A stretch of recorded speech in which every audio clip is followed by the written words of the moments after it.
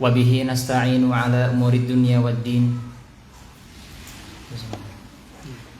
والصلاة والسلام على أشرف الأنبياء والمرسلين وعلى آله وصحبه وسلم تسليما كثيرا إلى يوم الدين.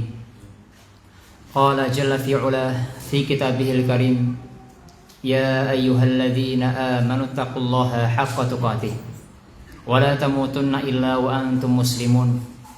وقال سبحانه وتعالى: يا أيها الناس اتقوا ربكم الذي خلقكم من نفس واحدة وخلق منها زوجها وبث منهما رجالا كثيرا ونساء واتقوا الله الذي تساءلون به والأرحام إن الله كان عليكم رقيبا. اللهم صل على محمد وعلى آل محمد كما صليت على إبراهيم وعلى آل إبراهيم إنك حميد مجيد وبارك على محمد وعلى آل محمد كما باركت على إبراهيم وعلى آل إبراهيم إنك حميد مجيد. Assalamualaikum warahmatullahi wabarakatuh.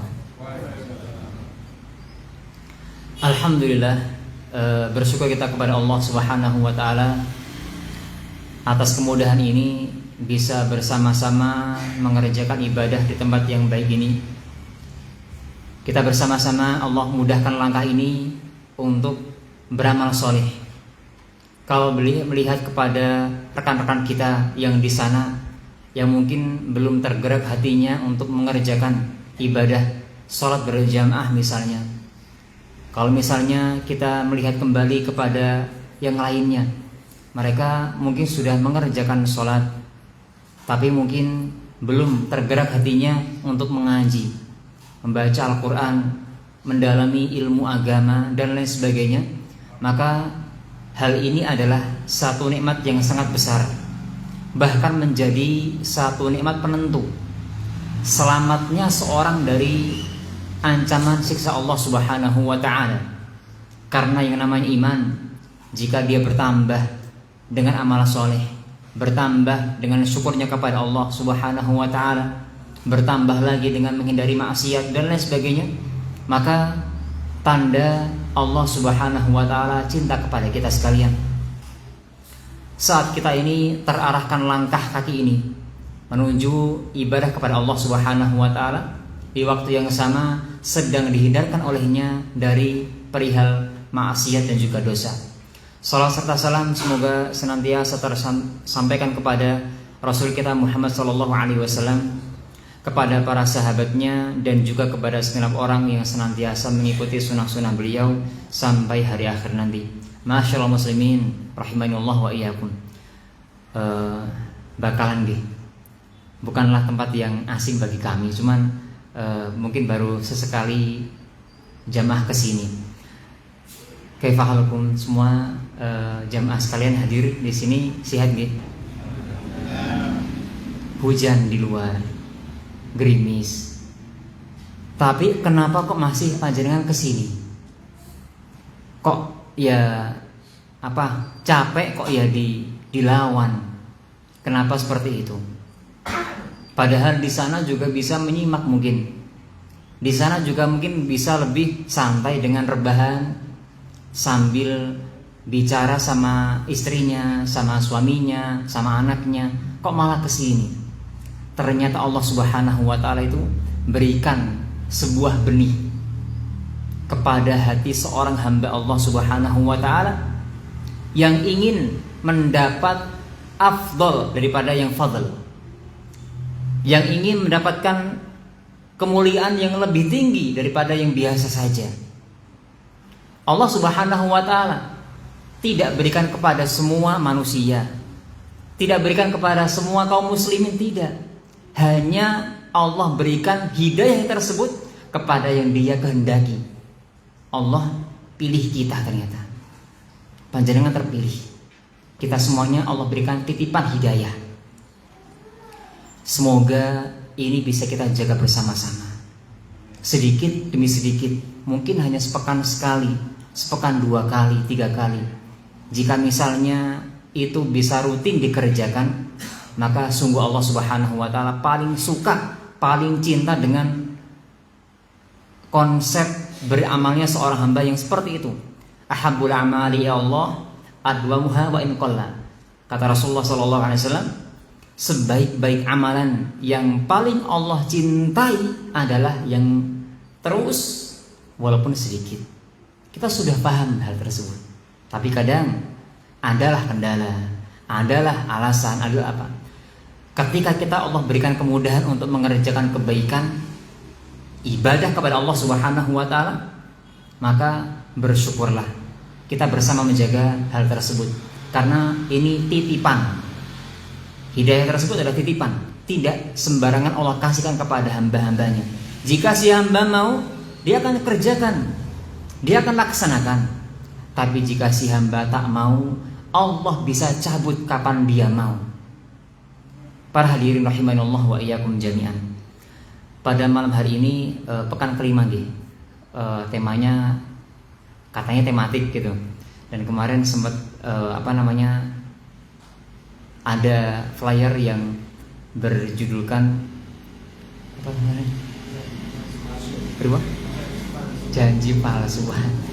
Itu apa kira-kira Bapak Ibu sekalian? Apa itu maksudnya? Janji palsu. Ternyata janji palsu ini adalah janji yang sudah ada sejak zaman dahulu, sebelum kita ada. Sejak zaman dahulu, sebelum nenek moyang kita ada. Bahkan ini terjadi bukan di dunia, di tempat yang lain, bukan di dunia. Di mana itu? Di mana? Bukan. Di surga. Janji siapa dan yang palsu apa? Janji siapa kira-kira? Janji iblis.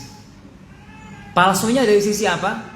Iblis memberikan iming-iming kepada Nabiullah Adam alaihissalam sesuatu yang besar, bahwasanya kau akan kekal di sini, akan menjadi pimpinan di sini, raja di sini, di surga Allah Subhanahu wa taala. Ketika dibisikkan oleh iblis kepada Nabiullah Adam alaihissalam serta istri beliau Hawa, ya, maka ketika mereka mengerjakan perintah dan juga arahan tersebut dari iblis, maka janji yang pernah disampaikan tersebut tidak ada hasilnya. Tidak ada yang kekal di surga dari mereka berdua. Baik, para hadirin rahimanallah wa iyyakum jami'an. Itulah syaitan. Mereka pintar bertipu daya. Bisik-bisik itu pintar. Kalau kita sedikit melihat, baik, sedikit kita komunikasi gitu. Kalau kita disuruh milih, ketika hujan turun, kita sholat berjamaah ke masjid atau di rumah? Pilihnya mana pilihnya Pak? Di rumah. Kalau sudah adzan, pilihnya apa? Apa segera berwudu atau dilonggas baru adzan? Kalau sudah ada iqamah, kan biasanya kalau imamnya Pak ini agak lama sholatnya, wes santai sajalah, wudu dulu pelan-pelan sambil kan dan seterusnya, sehingga orang itu mudah juga untuk tertipu juga dengan arahannya junudu iblis, tentaranya iblis laknatullahi alaih, para syaitan yang sekarang ini tersebar bisik-bisiki manusia yang sudah baik diwaswasi biar tidak mengerjakan di awal, supaya tidak sempurna mengerjakannya. Ketika sudah mengerjakan, ya, diajak untuk terpikir dengan yang lainnya. Tadi pas kita sholat maghrib, adakah yang merasa sholatnya tidak khusyuk? Wah, gak ada, masya Allah. Gak ada yang khusyuk? Baik. Ada, insya Allah ada. Antum Allah berikan kekhusyuan insya Allah. Dan kita perlu sadar, ketika mengerjakan ibadah kepada Allah ini banyak sekali godaan-godaan dan bisikan-bisikan. Kadang tidak terpikir sebelumnya. Ketika sholat, semua hadir, belang semua hadir. Gitu. Proyek yang tadi siang, alhamdulillah tadi 2 juta alhamdulillah misalnya. Yang tadi pagi dagangan saya ditawar sama si A, alhamdulillah sekarang sudah dapat gantinya, dan seterusnya. Kepikir kapan? Ketika sholat. Sebelumnya apakah terpikir? Enggak. Itulah syaitan dan juga iblis. Mereka pandai mencari celah, pandai untuk membisiki dan juga tidak menyempurnakan yang kita sedang kerjakan. Ibadah ini sudah baik tapi nggak sempurna. Baik para hadirin rahimanallah wa iyyakum jami'an. Tema ini berangkat dari sebuah ayat dalam Al-Quran pada surat Thaha, ayat yang ke-120, ketika Allah Subhanahu wa taala mengatakan, qala Subhanahu wa taala ba'da a'udzubillahi minasyaitonir rajim, fawaswasa ilaihi syaitan. Syaitan memberikan waswas kepada Adam alaihissalam. Qala ya Adam, dia mengatakan, wahai Adam, hal adulluka ala syajaratil khuld, maukah kau aku beritahu tentang sebuah pohon berbuah, dan pohon ini akan menjadi pohon yang kekal abadi di surga. Wa mulkin la yabla, dan maukah kau beritahu juga tentang sebuah mulk, kuasa yang jika kau mendapatkannya kau akan berkuasa selamanya di surga Allah Subhanahu wa taala. Maka dari situ dirayulah oleh syaitan, oleh iblis, sampai-sampai Adam alaihissalam berhasil untuk tertipu oleh rayuannya. Ingat ya tentang ayat-ayat tersebut, ketika Allah sampaikan tentang kisah tersebut sebagaimana yang dia sampaikan juga pada surat Al-A'raf di ayat yang ke-20. Qala subhanahu wa ta'ala, fawaswasa lahuma syaitan liyubdiya lahuma ma wuriya anhuma min sawatihima, dan seterusnya. Allah berikan takdir iblis memberikan waswas kepada Adam alaihissalam tentang sebuah hal. Apa itu? Memakan dari buah pohon di surga. Nah, ternyata hal tersebut bukanlah yang inti ikhwatul iman. Tujuannya bukanlah agar si Nabiul Adam makan dari pohon tersebut, bukan. Tapi apa? Dalam ayat yang lain Allah sampaikan, fawaswasa lahuma syaitan liyubdiya lahuma ma wuriya anhuma min sawatihima. Ternyata ketika berproses makan tersebut tersingkaplah auratnya, tersingkaplah aurat. Maka di sini adalah awal dari kesalahan, awal dari di antara awal-awal dari dosa yang dikerjakan ibnu Adam alaihissalam, menyingkap aurat. Kita sekarang jumpai di zaman ini banyak sekali kaum muslimin, kaum muslimat mudah-mudah dalam menyingkap aurat. Mungkin dengan memakai pakaian yang tidak menutup aurat, mungkin dengan bermudah-mudah dalam berkhalwat misalnya, dan lain sebagainya. Sehingga hal tersebut ini ternyata bukan ada di akhir zaman. Sejak dahulu ketika Adam alaihissalam diberikan bisikan oleh iblis ataupun syaitan ketika masih di surga Allah Subhanahu wa taala. Para hadirin rahimanallah wa iyyakum jami'an. Berangkat dari sini, ternyata memiliki efek yang sangat besar kepada semua perihal dosa dan juga maksiat kepada Allah Subhanahu wa taala. Seorang hamba Allah Subhanahu wa taala, mereka bermaksiat kepada Allah dengan mudah. Karena apa? Membuka aurat. Dari sana timbul perbuatan perzinaan, timbul perbuatan pelecehan, timbul perbuatan lain sebagainya.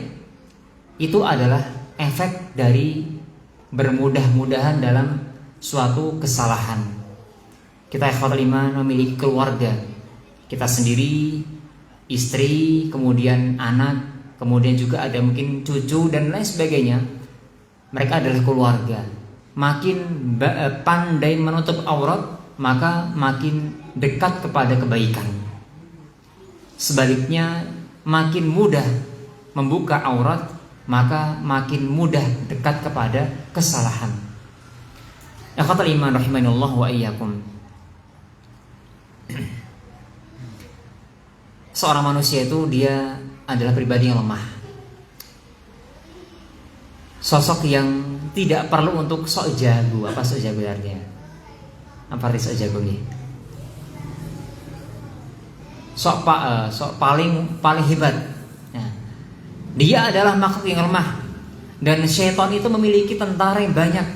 Mereka tak terlihat iya, tapi mereka berulah, membisik-bisiki kita, mengajak kita berbuat yang merupakan dosa kepada Allah Subhanahu wa taala.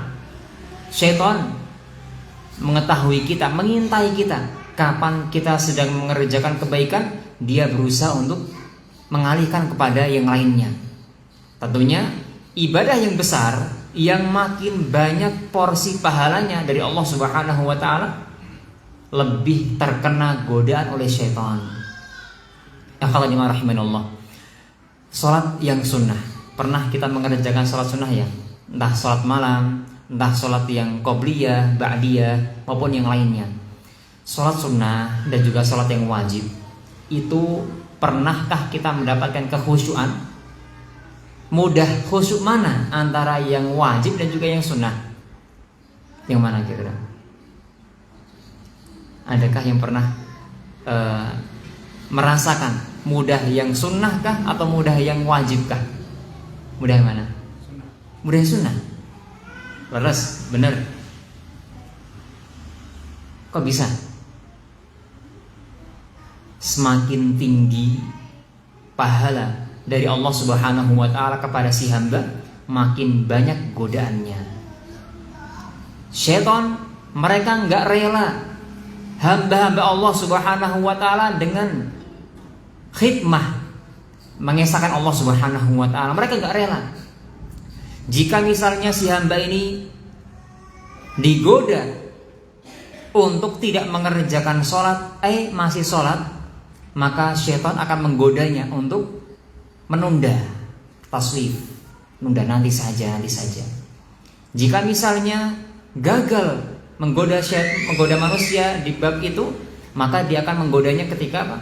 Sedang sholat, khusyuknya tergoda, dan lain sebagainya, sampai dia tidak akan mudah untuk untuk selesai dari menggoda manusia hingga titik darah penghabisan. Itulah syaitan. Mereka bareng-bareng, kita saja tidak tahu. Mereka itu bareng-bareng. Mereka berani keroyokan. Mereka berani untuk menggoda manusia satu ini supaya tidak mengerjakan dengan baik ibadah yang sedang mereka kerjakan. Para hadirin rahimanallah wa iyyakum jami'an. Oleh karenanya ikhwatul iman, dosa ini adalah dosa yang sekali kita berbuat dosa akan mudah juga untuk melakukan yang lainnya.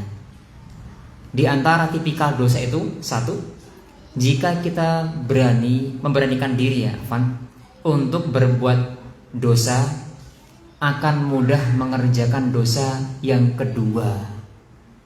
Kami ulangi, di antara efek samping dari perbuatan dosa adalah kita berbuat dosa sekali akan berindikasi mengerjakan yang kedua kali, ketiga kali, keempat kali, dan seterusnya. Sebagaimana yang disampaikan oleh seorang dari salafus saleh, beliau mengatakan, al-ma'siyatu tunadi ukhtaha, ya ukht, ya ukht. Maksiat itu manggil saudaranya dipanggil, ayo mengerjakan ini lagi, mengerjakan ini yang lain, seperti itu. Jika kita misalnya berbuat maksiat yang satu, misalnya berbohong, seorang anak berbohong pada orang tuanya misalnya. Nah, sudah sholat atau belum? Sudah pak. Di mana sholatnya? Padahal dia belum sholat ya. Di mana sholatnya? Di musola sama teman-teman pak. Oh, salah 2 kali. Kemudian ditanya lagi, sama siapa saja? Sama Arif, Bambang, siapa lagi? Asep, apa lagi? Dan dia sebutkan itu adalah dosa ataupun dia berbohong. Bohong satu, imbas ke bohong yang kedua, 3, dan seterusnya. Ini salah satunya. Contoh kedua, ketika seorang berbuat dosa, misalnya sengaja nunda sholat, anggap saja sholat tarawih. Pernah nggak kita di Ramadan kemarin nggak? 14, 40, 1440 berapa kemarin? 4. Besok 1445. Pernahkah kita sekali bolong tarawih akan bolong kedua? Pernah enggak? Pernah bolong tarawih enggak? Maksudnya ketika kita nggak berjamaah tarawih di masjid satu kali, itu berpotensi untuk bolong yang kedua. Sekali nunda, biasanya kan kalau hari-hari Ramadan setelah sholat fardu kita sering baca Quran gitu nggih. Entah siangnya, entah malamnya baca Quran. Ketika sekali menunda, maka besoknya nunda lagi. Yang biasa sehari dapat 1 juz, dia hanya dapat setengah juz hari ini. Besoknya dapat setengah juz lagi. Besoknya lagi dapatnya hanya 1/4 juz. Karena apa? Manggil kepada yang lain, manggil kepada kemaksiatan yang lainnya. Ikhwatal iman rahimanallah wa iyyakum jami'an. Itulah maksiat, dosa. Itu bisa berefek apa? Manggil maksiat yang lain. Yang kedua adalah menunda dari kebaikan. Seorang ketika dia bermaksiat, di waktu yang sama dia sedang berproses untuk menunda kebaikan. Ketika seorang bermaksiat, dia sedang berproses untuk menunda kebaikan.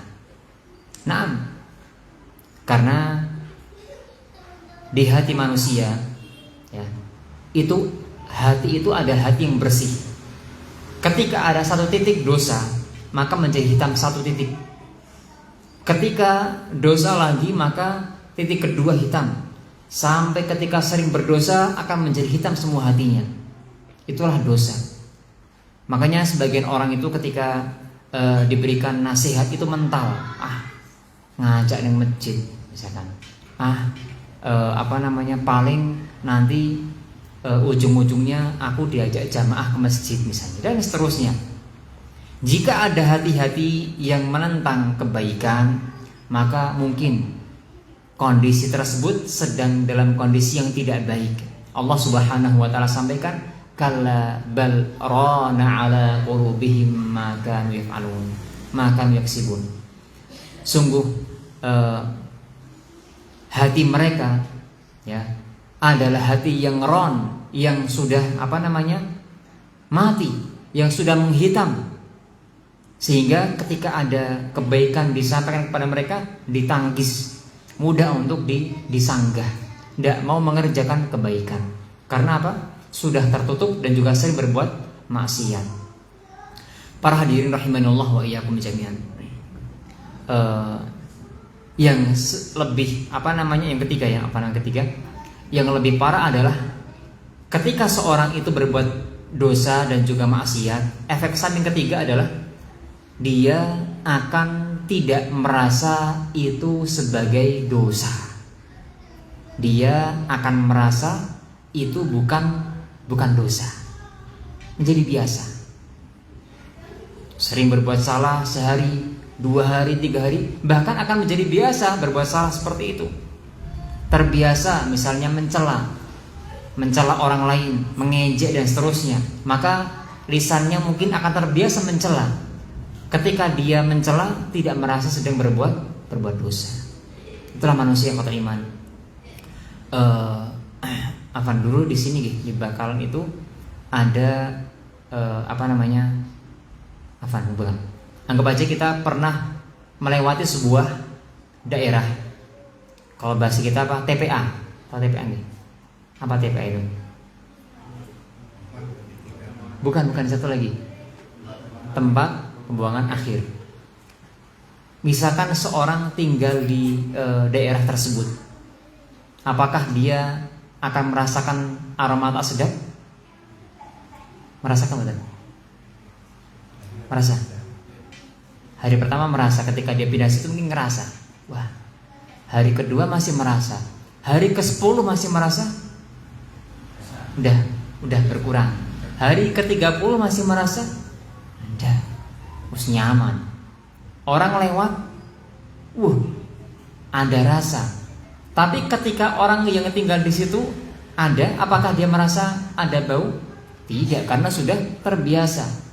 Makanya Allah Subhanahu wa taala berikan kepada sebagian orang yang terbiasa membiasakan diri untuk berbuat dosa, ya. Ini Allah tutup hatinya, tutup rasanya. Ini bukanlah dosa. Akhirnya terbiasa mengerjakannya. Sebagaimana ungkapan dari kalangan orang Arab. Ada ungkapan menarik dari bangsa Arab, kathratul imsas tumitul ihsas. Kathratul imsas tumitul ihsas. Sering mengerjakan akan mematikan rasa. Sering mengerjakan akan mematikan rasa. Kalau boleh kita nengok ke belakang lagi, nengok ke belakang dulu. Zaman tahun 90-an, tahun 80-an. Kalau ada misalkan ada kumpulan di RT, kumpulan di kampung, ada wak tepong misalkan. Itu rasa gimana? Ayam. Enak kenapa mboten? Hah? Tahun 80-an loh, Pak. Enak mboten? Iwak tepong. Monggo yang mau ke sini. Enak mboten tepong? Telur. Dulu yang ada, Pak, Kalau enggak tempe, tahu, terus pohong nggih. Apa lagi? Apa? Gereh remuk. Masya Allah, gereh remuk. Ada lagi? Masya Allah. Intinya itu, jika sesekali ada ayam, rasanya enak banget, enak sekali. Ada telur, kerasanya nikmat sekali. Sekarang apakah sama? Sama enggak? Sekarang lauk telur, biasa telur. Ayam biasa ayam. Karena apa? Sering mengerjakan, sering makan, gitu. Kafratul imsas, tumitul ihsas. Sering mengerjakan akan mematikan rasa. Itu ungkapan dari kalangan bangsa Arab. Makanya ikhwatul iman, jika hati ini mudah diajak untuk berbuat maksiat, khawatirnya apa? Mati rasa. Kita kayak nggak merasakan ini dosa. Ditegur, rapopo, guru ngene wae kleru misalkan. Karena apa? Sudah mati rasa. Sebelum ke sana, bentengi dulu. Mari kita bentengi untuk tidak sampai ke berbuat hal-hal yang berlebihan tersebut. Dan diarahkan untuk menuju kebaikan. Kalau misalnya hari ini kita tidak bisa diam diri ba'da subuh sampai syuruk di masjid. Ada nggak yang sampai syuruk di masjid? Sampai jam berapa nggih? Jam 5:30, jam 6 ada? Kan di Ramadan kan biasa nggih. Syuruk biasa, baru keluar kemudian biasa. Sekarang hari biasa apakah ada? Ada, tapi 1-2 paling. Jika yang terbiasa adalah seperti itu, maksudnya kita nggak merasakan beban. Baru keluar dari masjid adalah ketika syuruk misalnya, nggak beban. Tidak masalah, senang-senang saja di hati kita. Baca Quran sehari ditarget 1 juz per hari misalkan. Di hari-hari biasa tidak merasakan berat di hati, maka itu adalah kebiasaan yang baik. Ikhwatul iman rahimanallahu wa iyyakum. Maka itulah efek dosa, bisa menjadikan kita ini sangat jauh dari ibadah kepada Allah Subhanahu wa taala. Sayangnya ikhwatul iman, semua maksiat atau mayoritas maksiat itu memiliki kebaikan dan memiliki kemadharatan. Kami ulangi, kebanyakan maksiat itu punya manfaat, punya madarat. Sebutkan contoh maksiat. Apa aja? 1. Zina. Manfaatnya apa zina? Yang berzina misalkan ya, dia dapat penghasilan. Nggih. Nggih mboten. Nggih. Mboten. Ya udah, jangan zina. Yang lain apa? Judi. Berjudi. Kalau seorang berjudi, ada income, ada pemasukan, gitu, menang dapat pemasukan. Kemudian kalau punya pemasukan bisa buat nyenengkan istrinya, nyenengkan anaknya, nyenengkan tetangganya, dan seterusnya. Ada kebaikannya, tapi madorotnya sangatlah besar, sangat besar. Jadi pemalas, jadi bermudah-mudahan dalam sesuatu. Jika misalnya pengen main, kemudian tidak ada dana, dia ambil punya orang lain, dan seterusnya. Hingga akhirnya madorotnya lebih dominan daripada manfaatnya. Sebagaimana yang Allah sampaikan dalam Al-Baqarah, qala subhanahu wa ta'ala, yas'alunaka 'anil khamri wal maisir. Mereka bertanya kepada engkau ya Muhammad 'anil khamri, tentang khamr, wal maisir, dan juga perjudian. Qala subhanahu wa ta'ala, qul fihima ithmun kabirun wa manafi'u linnas. Ada dosa besar di situ, tapi juga ada manfaatnya. Bisa dipahami sebetulnya? Dan ini kepada semua jenis dosa dan juga maksiat. Ada kebaikan, tapi juga ada keburukannya. Keburukan lebih banyak, lebih dominan. Makanya kalau kita mendengar ada orang yang mengatakan, aku mencuri untuk bersedekah kok, misalnya. Ada nggak seperti itu? Ini tuh uang saya mencuri itu saya sedekahkan kepada anak yatim, panti asuhan itu misalnya. Ada? Ada. Tapi kan itu salah, dan kesalahan dia itu lebih besar. Baik. Ada yang pernah ke Masjidil Haram, di umrah ataupun haji. Kalau kita lihat ada orang yang desek-desekan untuk mencium Hajar Aswad, gitu. Kalau kita bayar jasa, saya mau cium Hajar Aswad misalnya, dia bayar jasa. Di waktu yang sama, dia akan dibantu oleh orang dan nyikut-nyikuti orang lain. Dia bukakan pintu untuk kita, jalan untuk kita. Kita bisa nyium, benar, bisa mencium. Tapi orang lain banyak yang terluka. Karena kita dibantu oleh jasa untuk nyikut-nyikuti kawan. Ini juga maksiat.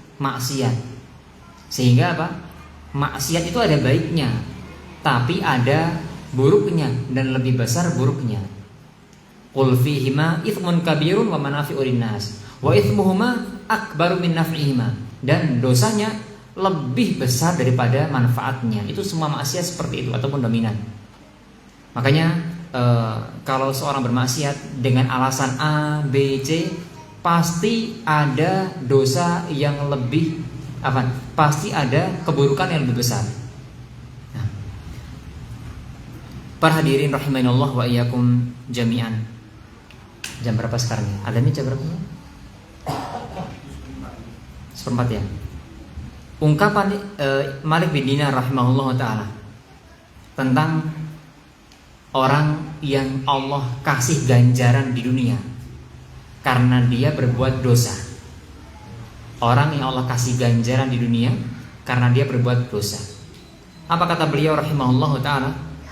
Ma duriba abdun a'zamu min qasfatil qalbi. Ma duriba abdun a'zamu min qasfatil qalbi. Seorang hamba itu tidaklah Allah pukul, Allah hukum dengan sebuah hukuman setelah dia bermaksiat, ya, a'zam, yang lebih besar daripada qaswatul qalbi, hati yang keras. Makanya orang-orang sebagian manusia ya, ketika ada nasihat kepadanya itu kayak nggak mau menerima misalnya, maka itu adalah indikasi dari hatinya yang sedang keras, mengeras, tidak lunak. Hati keras itu jika dinasihati menolak. Jika dia memiliki sesuatu, dia sombong, dia pamerkan kepada yang lainnya. Sebagaimana yang Rasulullah sampaikan, al-kibru batarul haqqi wa ghamtun nas. Sombong adalah ketika seorang itu menolak kebenaran dan merendahkan manusia. Dikasih nasihat misalnya, kok wingi mboten ketinggal pas taraweh teng pundi misalkan, baik-baik ditanya, apa jawabannya? Apa kira-kira jawaban? Aku ki taraweh yo. Padahal dia cuma bertanya, tapi dia apa? Sudah menyangkal, dia sudah menyanggah. Dikira apa? Dikira meremehkan, dikira menuduh kalau dia tidak taraweh. Aku ki taraweh yo di rumah, bahkan di sepertiga malam terakhir misalnya.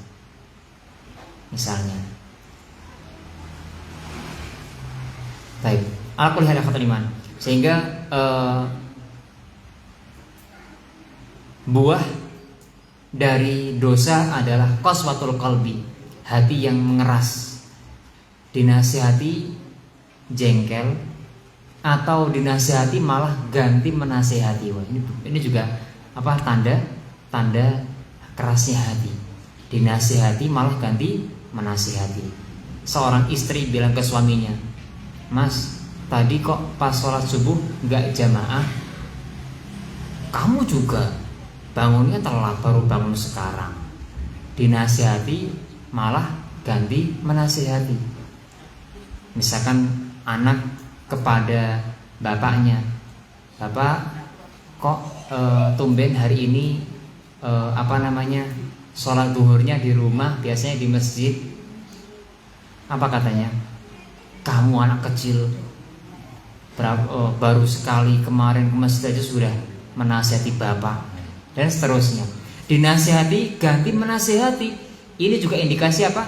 Kerasnya hati dan lain sebagainya. Maka di antara adab ketika kita sedang dinasihati adalah untuk diam. Apa? Diam. Karena nasihat itu, semua nasihat yang kepada kebaikan ya, itu tidak pandang bulu dari siapa yang menasihati. Baik, ada dua konsep saya ingin sampaikan. Dua konsep, satu menerima, yang kedua mencari. Satu menerima, dua mencari. Konsep menerima ilmu adalah dia menerima dari siapapun yang memberikan kepadanya ilmu kebaikan. Dari anak kecil ngandani yang dewasa, dia terima. Dari seorang wanita ngandani yang laki-laki, dia terima. Dari seorang preman ngandani yang sudah sholat, dia terima. Karena apa? Konsep menerima ini dari semua kalangan. Undur maqal walakan man qal. Lihatlah apa yang disampaikan, bukan melihat siapa yang menyampaikan. Ini kalau konsep menerima. Tapi berbeda dengan konsep mencari ilmu, belajar. Ini perlu konsep yang lebih baik. Kalau konsep mencari dari sumber yang baik harus. Bisa dipahami? Mencari itu bermulazamah, sering mendengarkan ucapannya, ilmu yang disampaikan, sering mendengarkan. Maka carilah sosok yang baik, yang valid ilmunya, bersumber dari qala Allah, qala Rasul sallallahu alaihi wasallam. Bisa dipahami gimana? Ini dua hal yang berbeda. Kalau kita dinasihati sudah terima aja. Nggih, matur nuwun, jazakallahu khairan. Tapi kalau kita mencari ilmu yang benar, mencari ilmu dan sungguh-sungguh belajar, carilah sosok yang bisa bimbing kita kepada kebenaran. Baik, para hadirin rahimanallah wa iyyakum. Maka seorang itu dengan hatinya yang baik, maka mudah mengerjakan kebaikan-kebaikan. Dinasihati mudah menerima, diberikan arahan dia tunduk, dia luluh hatinya. Bahkan tak jarang seorang laki-laki yang memiliki postur yang gagah, dia mudah menangis. Kenapa menangis? Kenapa alasannya? Karena hatinya itu lembut. Dari sisi postur iya dia gagah, bahkan mungkin memiliki tinggi yang sangat ideal, kekekaran badan dan seterusnya, bahkan jago untuk bela diri dan seterusnya, mudah menangis, maka pertanda hatinya yang lembut. Sebaliknya, seorang wanita yang tidak pernah menangis maupun seorang laki-laki yang tidak pernah menangis karena Allah Subhanahu wa taala, menandakan kurangnya dia untuk melembutkan hati. Kembali kita untuk melembutkan hati lagi supaya mudah untuk menerima dan juga merasakan ini semua dari Allah Subhanahu wa taala, dan aku bersyukur kepadanya tentang ya hal-hal yang diberikan ini. Ya kata lima rahimahullah, jika kita kembali ke awal tadi, janji palsu, maka syaitan ini selalu mengintai kita. Dia akan membisiki kita hal-hal yang buruk, mengatakan nanti saja, akan sama saja kok hasilnya, nanti saja, wah gak usah belajar, kamu kan sudah pintar, dan seterusnya. Dia itu membisik-bisiki kita, tapi yang dia katakan itu adalah palsu, tidak ada benar-benarnya.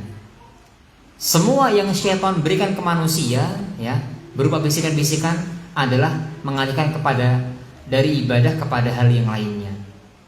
Maka ikhwatul iman, di antara efek samping ataupun janji palsu dari syaitan kepada manusia adalah dia mudah untuk tetap dalam kondisinya berbuat dosa. Dia tetap dalam kondisinya berbuat dosa. Baik. Kami mau berikan gambaran.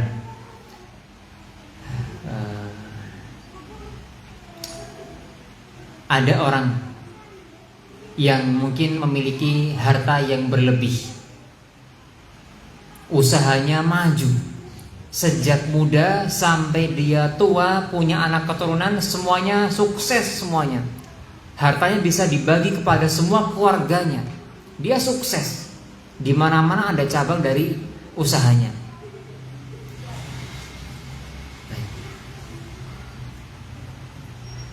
Dan dia jarang sakit. Dia selalu tersenyum, sama keluarganya selalu rekreasi kemana-mana.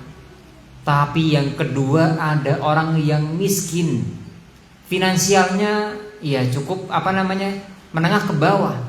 Pengen A nggak kesampaian, pengen B nggak kesampaian, pengen C nggak kesampaian, dan dia sering sakit-sakit. Kok beda? Padahal yang miskin ini adalah orang yang sering sholat.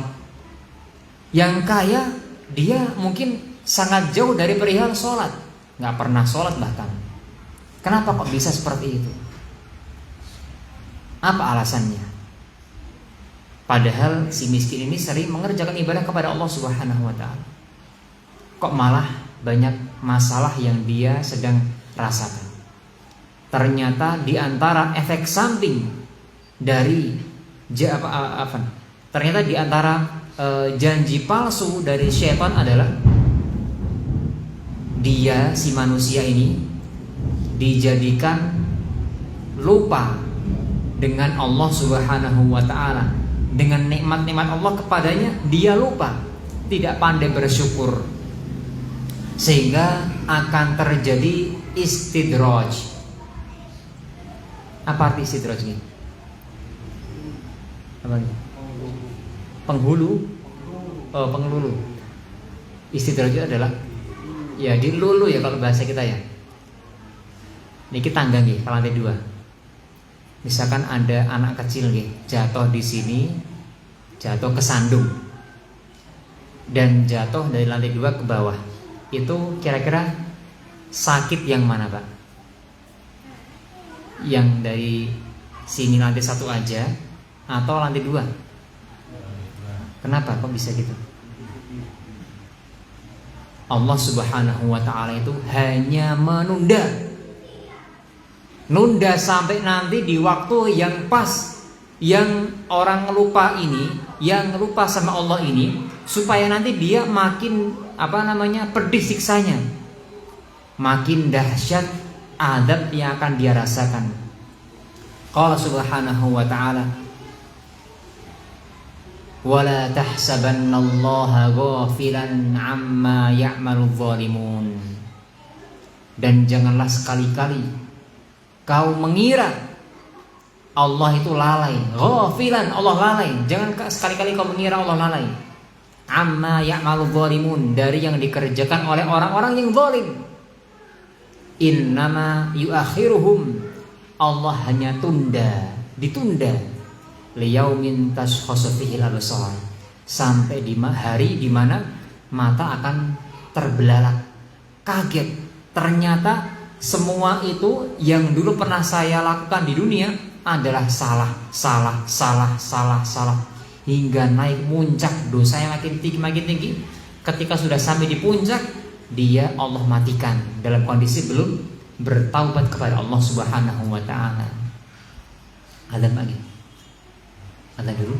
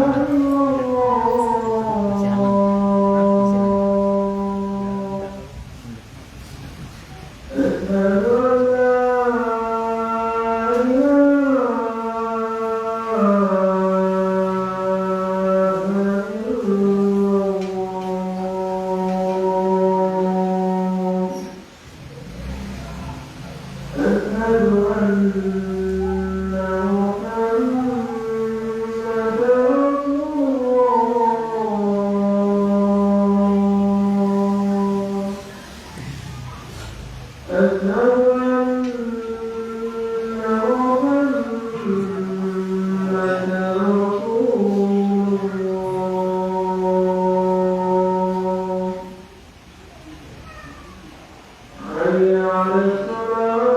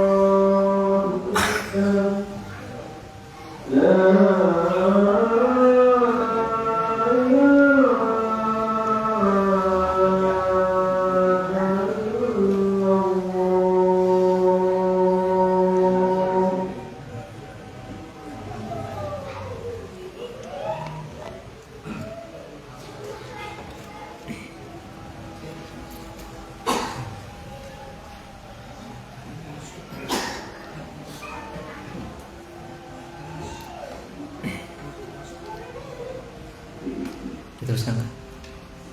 Oke. Bismillah. Para ikhwas sekalian rahimanallah wa iyyakum jami'an. Itulah diantara istidraj yang dikatakan dielu-elu ataupun dibiarkan sama Allah Subhanahu wa taala. Makin menjadi-jadi, orang berbuat salah makin salah, tersesat makin jauh. Ketika diajak untuk kembali ke relnya nggak mau, makin ngiri, makin nganan, makin jauh.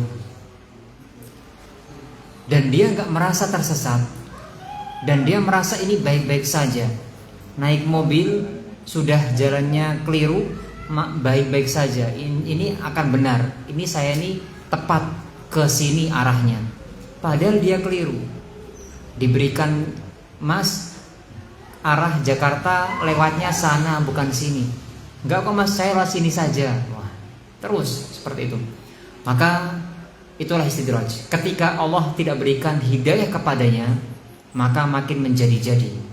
Jika sudah meninggal dunia, dia akan menjumpai hasil dari rapotnya adalah semuanya merah. Tinggal merasakan siksa dari Allah Subhanahu wa taala. Para hadirin rahimanallah wa iyyakum jami'an. Adakah yang dalam pekan ini ada yang sakit dari jamaah? Ada. Kan pergantian musim ya, ada kemarau, ada hujan gitu ya. Ada yang pernah sakit entah pilek, entah ada capek, pusing. Lah, kalau orang beriman itu pusingnya bernilai pahala jika digunakan untuk ibadah kepada Allah Subhanahu wa taala. Dia misalnya kena batuk misalnya ataupun flu, suntrap-suntruk misalnya, dia bisa berpahala. Astagfirullah, istighfar muncul. Ya enggak? Kadang ketika batuk, ya Allah ini kok sudah 3 hari batuk berdak seperti ini, dia mengatakan kata-kata indah, ya Allah, berzikir kepada Allah Subhanahu wa taala. Itulah manusia. Ketika si manusia, si muslim ya, kita bicara si muslim ini diberikan oleh Allah Subhanahu wa taala ujian berupa sakit, berupa pikiran, berupa apa yang tidak mengenakan badannya, maka itu bisa menambah hasanah dia. Dan makin beriman seorang, makin besar titik ujiannya. Kata Rasulullah SAW, asyadun nasi balaan al-anbiya. Orang yang paling pedih ujiannya adalah para nabi. Dulu Rasulullah diberikan sebutan apa? Penyihir. Apa lagi? Pendusta. Apa lagi? Kalau bahasa kita apa bahasa kita? Pendusta itu apa bahasa Jawanya? Tukang ngapusi. Wah, itu dalam itu. Gawe ini ngapusi, dalam itu. Ya kan? Kalau dukun apa bahasa Jawanya? Hah? Oh, pinter, nanti malah muji ya. Dan intinya diberikan celaan-celaan, tapi beliau tetap mengerjakan dakwah ini kepada ataupun melaksanakan perintah Allah berupa dakwah ini kepada manusia yang di sekitar beliau. Makanya orang-orang beriman itu makin ke masjid kok makin seret rezekinya misalnya. Kita nggak perlu seperti itu menyimpulkannya. Kita tidak seperti itu cara berpikirnya. Tapi apa? Tapi itu cara berpikirnya orang yang tidak mengerti. Bagaimana cara kita untuk menetralkan pikiran kita? Kita menjadi pribadi yang apa? Yang kaya hatinya. Rasul mengatakan dalam sebuah hadis tentang orang yang kaya hatinya. Nah, beliau mengatakan dalam sebuah hadisnya, laisal ghina bikathratil ard. Kaya itu bukan dengan banyaknya harta benda, lahan, rumah, mobil, benda-benda fisik, bukan. Walakinnal ghina ghinan nafs.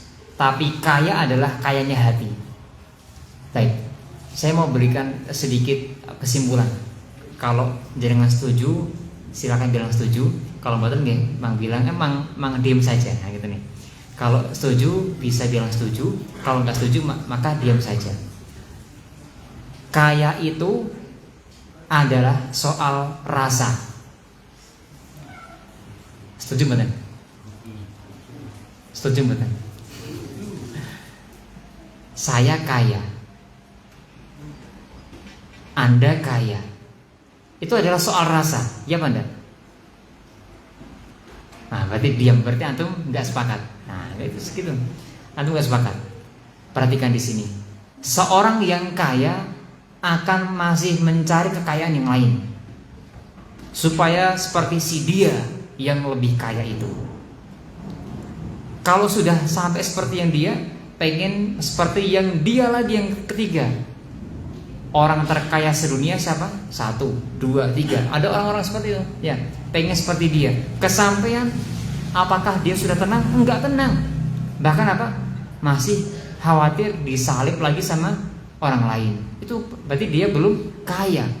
Karena hatinya belum merasakan kaya, belum merasakan cukup.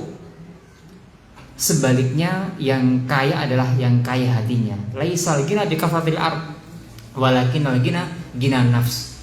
Yang kaya adalah yang hatinya Allah cukupkan. Rasa di hatinya, perasaannya saya sudah kaya. Kayak misalkan seperti seorang punya motor, punya misalkan rumah, punya keluarga, sama-sama mengerjakan ibadah kepada Allah Subhanahu wa taala. Wayah sholat ya sholat, wayah bekerja ya bekerja, wayah sekolah ya sekolah, dan seterusnya. Berbeda kegiatan mereka masing-masing, tapi semua masih dalam kondisi apa? Ranah yang ibadah kepada Allah Subhanahu wa taala. Dari sini dia akan merasakan cukup, qanaah hatinya. Ketika sudah qanaah hatinya, dia lihat kepada si A, si B, si C yang memiliki segelimang harta itu, ya dia akan netral. Tidak tidak apa ya kalau bahasa kita ya, rasanya tidak seperti menggebu-gebu. Nah, makanya kaya itu adalah soal rasa. Ada yang sudah memiliki kendaraan A, B, C, tapi sudah merasa menjadi kaya. Ada yang sudah merasakan yang punya kendaraan tersebut tapi belum merasakan kaya. Maka yang kaya adalah yang hatinya tenang, memiliki qanaah. Para hadirin rahimanallah wa iyyakum jami'an. Maka seorang muslim dia seorang muslim ketika dia beribadah kepada Allah Subhanahu wa taala, ujiannya makin besar ujiannya. Kadang hartanya mungkin pas-pasan, tambah sakit lagi dan seterusnya. Maka itu adalah kesempatan dia untuk ingat kepada Allah Subhanahu wa taala. Jika Allah berikan dia kekayaan seperti si A yang mewah tersebut, rumahnya yang mewah tersebut, mobilnya, kendaraannya mewah dan banyak keluarganya, ya, maka mungkin dia akan lupa sama Allah Subhanahu wa taala. Tapi sebaliknya, ketika dia dalam kondisi seperti ini, dikasih oleh Allah ujian, dia akan ingat pada Allah Subhanahu wa taala. Maka itulah yang dinamakan muslim yang mendapatkan ujian untuk tidak sampai ke derajat istidraj. Bisa dipahami nih? Kadang ujian itu menimpa kita agar apa? Kita ingat kepada Allah Subhanahu wa taala. Agar kita apa? Kita kembali beristighfar. Astagfirullah, untukku kok lorong misalkan. Gigi saya sakit. Ya Allah, putri saya sudah 3 hari ini panas misalnya. Dia berzikir, ingat pada Allah Subhanahu wa taala. Dan yang seperti itu adalah orang yang Allah berikan kebaikan. Insya Allah bisa dipahami baik. Maka seorang yang memiliki kendali, apa arti kendali? Dia memiliki gas rem, gasnya dia punya, rem juga dia punya. Dia punya kendali untuk ngegas, bisa juga untuk mengerim. Maka yang terbaik adalah ketika ada bisikan-bisikan dari syaitan, bisiki dia, mengajak kepada hal yang dosa, hal yang melalaikan, hal yang berpindah dari ibadah kepada selain ibadah, maka dia punya kendali untuk ngerem. dia rem untuk perbuatan-perbuatan yang salah tersebut. Tapi ketika jiwanya sedang dalam kondisi ibadah, dia gas lagi. Seorang muslim itu dia independen. Apa independen? Hah? Berdikari. Apa itu berdikari? Berdiri di atas kaki sendiri. Dia itu bisa gas sendiri, bisa rem sendiri. Gak usah nunggu setan bisiki kita. Kita bisa melawan dia dengan gas rem yang kita miliki. Ikhwatul iman rahimanallah wa iyyakum. Sehingga kita ini sedang diintai oleh setan. Sering-sering kita untuk berzikir kepada Allah Subhanahu wa taala, membentengi diri kita dengan hal-hal yang baik, mengalihkan waktu kita untuk beribadah kepada Allah Subhanahu wa taala. Dengan demikian kita sedang membentengi dan menjaga diri kita serta keluarga kita dari hal-hal yang tidak Allah Subhanahu wa taala harapkan terjadi. Demikian disampaikan, jazakumullahu khairan katsiran. Kurang dan lebihnya mohon maaf yang sebesar-besarnya, dan jika ada salahnya itu murni dari kami dan juga dari syaitan. Fa sallallahu ala nabiyyina Muhammad wa ala alihi wa sahbihi wasallam. Subhanakallahumma rabbana bihamdika asyhadu an la ilaha illa anta astaghfiruka wa atubu ilaik. Wassalamualaikum warahmatullahi wabarakatuh.